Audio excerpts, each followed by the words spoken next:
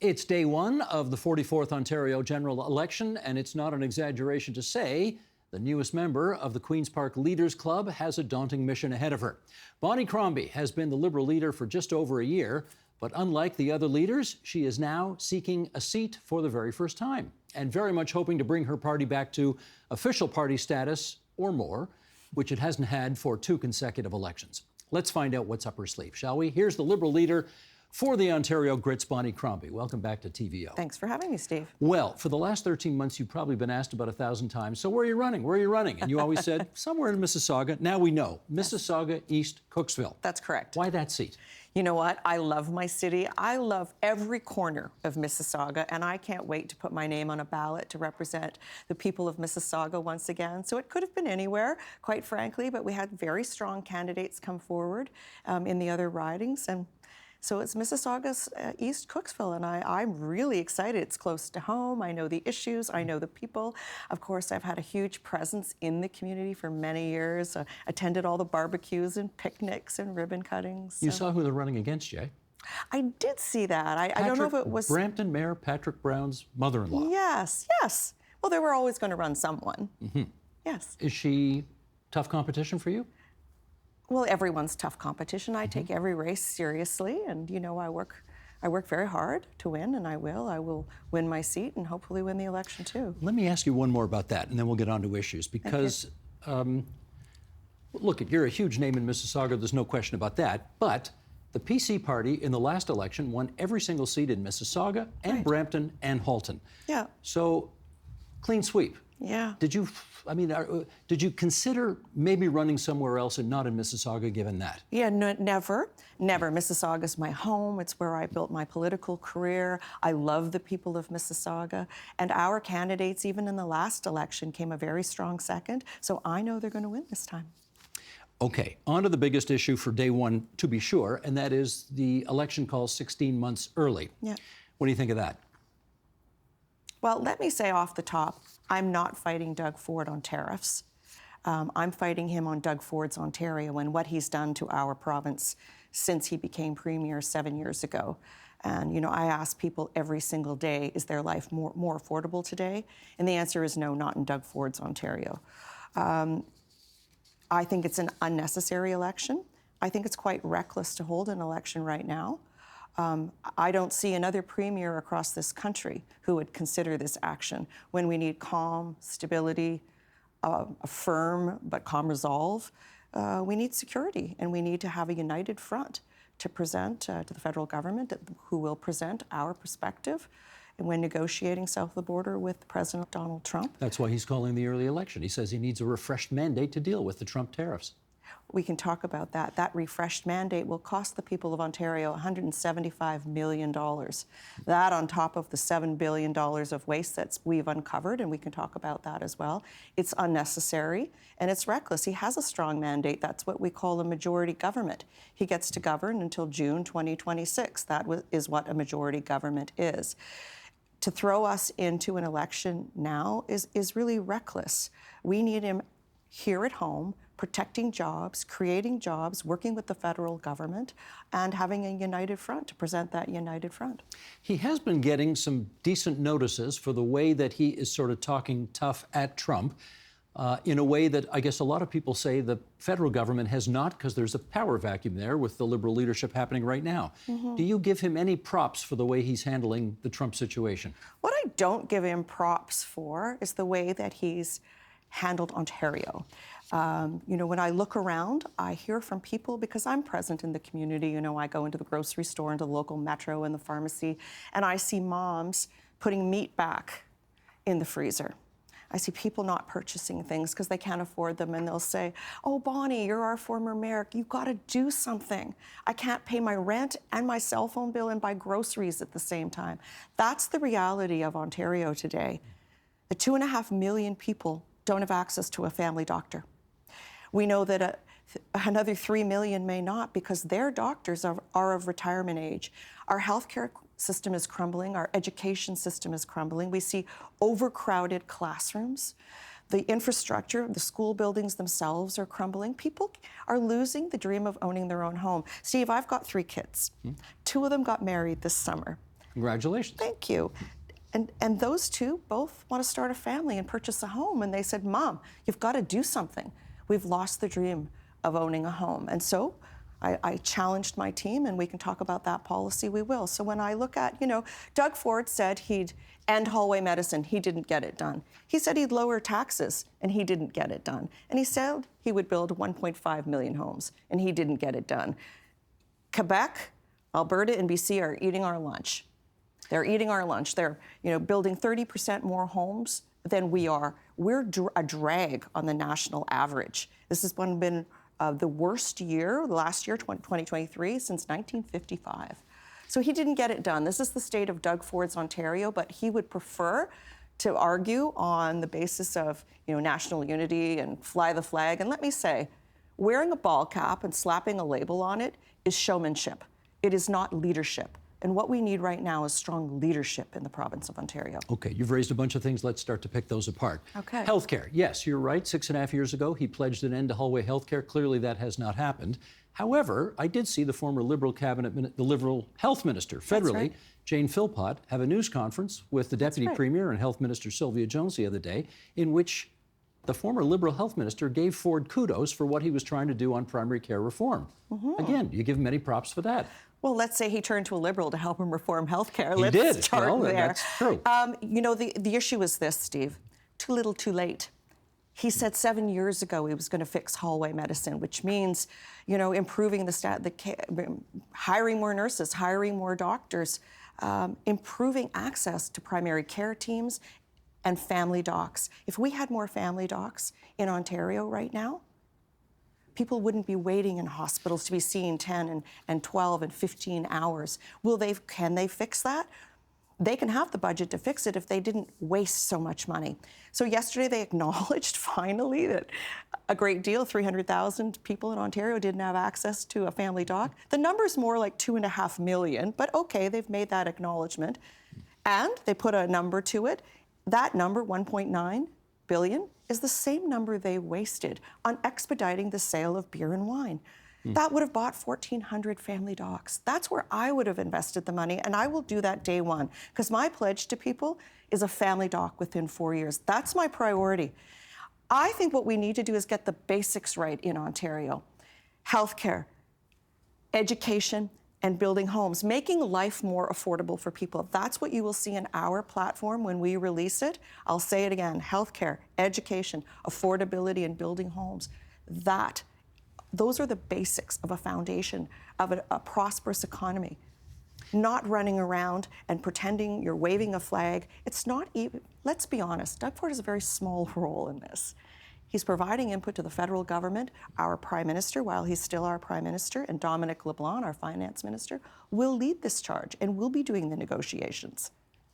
Let me follow up on Not healthcare. Doug Ford. I'll follow up on healthcare in as much as I've talked to pollsters who say healthcare is so complicated and people don't believe anybody can solve it regardless of party stripe. Mm-hmm. So if you want to make the focus of your campaign healthcare, is that a shot across the wrong bow in as much as you may think you've got a good story to tell, he thinks he's got a good story to tell, but the public doesn't seem to think anybody's got a good story to tell? I disagree. I think that healthcare is the key issue facing Ontarians today. Look, what we saw in Walkerton 10 days ago, 2 weeks ago, over 1,000 people were lined up outside an auditorium to register for the newest family doctor. We saw seniors with their walkers, some in wheelchairs, bundled up in parkas. We saw moms with young children in their snowsuits, in their strollers, waiting 6 hours in a snowstorm for access to a family doctor. So I will challenge you that is not the case. People want proper health care when they need it. But what makes you think you can do better? Because I have a plan, and we'll put the resources and financing behind it. I won't waste $7 billion, the $2 billion that we saw on expediting beer and wine to his buddies, the CEOs of Costco and Walmart and 7-Eleven. That was $2 billion waste of money, and the FAO confirms that number. Financial Accountability Office. That's correct. Yeah. He's a government watchdog. Then we saw $2 billion wasted to a foreign-owned spa at Ontario Place. And then, if I may, $3 billion wasted on pre-election checks. That's $7 billion wasted. Our plan is $3 billion. And that money clearly exists since it was frittered away on giving taxpayers money back to them. Listen, I'm all about giving money back to people because I plan to cut their taxes. And we can talk about that as well. Let's follow up. What taxes would you cut? And we will. However, the $200 check is great this month. It'll top up your groceries, maybe help you with your rent. What about next month? So our plan is to cut family income, middle income earners by 20%. So everyone earning their first $75,000 and less will see a 20% reduction in their taxes. I'm also going to take the HST off home heating and hydro. We're also going to cut. Can you do that? You have to get the Fed's permission to do that. I can do that. I'm also. Oh, you need the Feds to do that. Right? With a harmonized sales tax, you can't do that on your own. They're going to take it off. The federal portion will take it off the provincial portion. And we're going to cut small business taxes in half, right? From 3.2% to 1.6%. That is $1,050 back to people annually, almost $100 every month, not a $200 check once. So let me ask you the bigger philosophical question here, which is, it is an interesting strategy for Liberals to try to play the tax cut game against Conservatives because Conservatives think they own that issue. Well, they don't. Well, I was going to ask, are you, in the same way that it's dangerous for them to compete with you guys on health and education, is it dangerous for you to try to compete with Conservatives on tax cuts? I'm a different kind of Liberal. I think we've established that. Well, you're wearing blue for starters. That's one thing. I didn't realize that, but thanks. You know, I'm very centrist, middle of the road. I'm worried about all Ontarians. I'm very fiscally responsible. As you know, as mayor, my training was under Hazel McCallion, who we both adore, and the anniversary of her passing is today. And so we're thinking about her. And I've never run a deficit because I wasn't able to as a mayor. Municipalities can't do it. So for me, whatever revenue you earn is the money you spend, and it has to go to the greatest good. So those are my principles. People should understand that I was a business person for the first 20 years of my career in my life as well. I have an MBA, a director's degree. I sat on a lot of boards, public and private boards, and I led the city very competently. Our tax rates were very low because we were very careful. We were strong stewards of people's money. So I'm very fiscally responsible, but of course I'm socially progressive. I'm a different kind of Liberal because I'm going to have policies for business people, for businesses as well. I'm a business person by background. So it's a different orientation than we have seen in the past from Liberal leaders. So when you first won the leadership, and you were here 13 months ago, That's right. and I said to you, or I asked you, is your party too woke? Has it been in the past? And you said yes. And I said, okay, where's the evidence that it's going to be a more centrist, sort of radical middle party? Now you're seeing it. Now we're seeing it. Now you're seeing it. As the platform is evolving and we're rolling out policy, it took a little while to get there, you know, and don't forget I did travel the province over the past year, listening to people and their issues. I particularly love going into the small towns and the northern communities. I love talking to the farmers and hearing what their needs are. It's been a long time since Liberals talked to farmers. And I said, we're going to be there for you when it comes to business risk management, when it comes to protecting farmland, when it comes to succession planning. They need abattoirs, the beef farmers. I understand their issues and I want to speak to them and I want to help the farmers of Ontario as well. Let me ask you about this, and this is your first campaign as leader. That's right. You were a member of Parliament, I was. which meant a lot of traveling from Mississauga to Ottawa and That's back. right.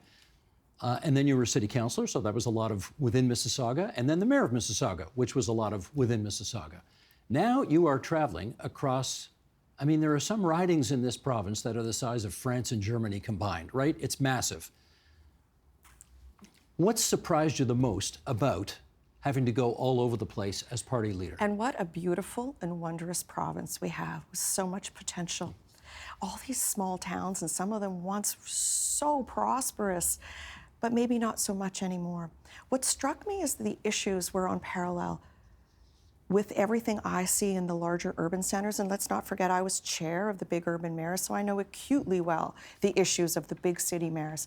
But the smaller towns and smaller municipalities and the northern communities were new to me. And my gosh, so beautiful. But at the same time, the issues that we're experiencing here, access to family doctor, access to healthcare, you know, classrooms that have strong educators with education assistance in them, with good, strong infrastructure involved, the cost of housing, the cost of building, supply chain issues, affordability. If we think things are not affordable here in the South, in the GTA, imagine what it's like in Kenora and Rainy River and further north in Sioux Lookout when they're flying food in. We think, I've seen $6 head of lettuce here that, of course, I couldn't afford to purchase, but imagine what it is up there. It's so much more expensive. So the issues we're seeing here are far more acute. When we talk about the inability to build homes, even tougher in the north. We've got to fix those issues. We've got to solve them. And luckily, I have a plan. Every poll I've seen, and we don't spend a lot of time here talking about polls, but every poll I've seen has Doug Ford and the Conservatives in first place. Yeah. If he's been as awful as you seem to think he has been, why is that the case? I don't think people were paying attention. I'm going to answer this question rather than brush it off. I think they've also spent hundreds of millions of dollars on advertising, the provincial ads, ads about me, etc. But people weren't really engaged. I think they were also more focused on federal issues in the federal political game. And I've seen and I've heard from all my candidates at the doors, there's been such a significant shift lately. When we're door knocking, people want to engage. They're hearing it's real and they want to talk about it. They're hearing about those federal candidates. Hey, some of them are really interesting. Let's talk about those. Oh, your province, is that Bonnie Crombie woman from Mississauga? Seeing her on TV. Yeah, she's talking about healthcare. Thank goodness somebody is. It's shifted at the doors, and I'm really pleased about that. And let's be honest, the only thing that matters is the poll on election day. But I'm going to be talking about the issues that matter to Ontarians because I want to fix the basics. Because you know what? If you can't get the basics right, you don't deserve a job, but you can't focus on the other things. And I want to build a prosperous economy. This is the business person in me, and this is the mayor in me too. Attracting investment from the outside to come in to create jobs so everyone can thrive. And I remember attracting, well, there was a life sciences company that had signed with New Jersey. So I just want to suggest to you, I've done negotiation from different levels of government with different levels of government, business to business, and also across the border as well. They were going to New Jersey and they were Brazilian based. And I flew over there to meet that CEO. And I explained the benefits of investing in Canada and then talked about how great Ontario is, but Mississauga was the key. And after I spoke with them, they broke the deal. And Mississauga got that $58 million investment. That's the kind of mayor I was. That's the kind of premier I will be. I'm going to go eyeball to eyeball and cut deals with CEOs to bring investment here to Ontario. When you were the mayor, that was a nonpartisan job. You are now the head of a political party. And if I may say, a political party whose brand has been really quite damaged by how long Justin Trudeau remained as prime minister when, by the end, I think 80 or 90% of his caucus wanted him out. How much of an albatross around your neck has he been? Is he continuing to be as you press your case? I will say, as I had just said to you, that things are really changed at the doors, even from the past month. There's a real warm reception. They're eager to engage on issues that matter to them. And we're hearing about, number one, healthcare. Can you get me a family doctor? I was in the grocery store yesterday, Steve, and Bonnie, you were our mayor. Can you help me? I don't have a family doctor. Do you know anyone that might be taking new patients? Number one, access to medicine, access to a family doctor, a healthcare team, or lowering wait times in the hospital. Number two, our education system, crowded classrooms, education assistants not present, affording a home, affording their rent, affording their groceries. These are the issues that matter to Ontarians, and these are the issues that we are going to address in our platform. So in our last minute then, what's the ballot question as far as you're concerned? Doug Ford's had Doug Ford's had 7 years, in fact. He said he'd get it done. He didn't get it done. I ask you, is your life more affordable today than it was 7 years ago? Clearly, the answer is no. He doesn't deserve to be reelected. He said he'd end hallway health care. He didn't get it done. He said he'd cut taxes. He didn't get it done. I will. He said he'd build 1.5 million homes. He didn't get it done. I will. He wants to distract with playing on the Team Canada. The basics are crumbling here in Ontario. This is where his focus needs to be and should have been for the past 7 years. Not on booze, which he loves, bike lanes, big spas, and rich buddies, because that's been his focus, the Bs, not the basics. I'm about the basics. A different B. Different B, getting the basics right. Gotcha. That's Bonnie Crombie, the Liberal leader for the province of Ontario, seeking personal election in Mississauga, East Cooksville. As I will say to all the leaders when they come in, stay safe on the campaign trail, and thanks for being here. Thanks for having me.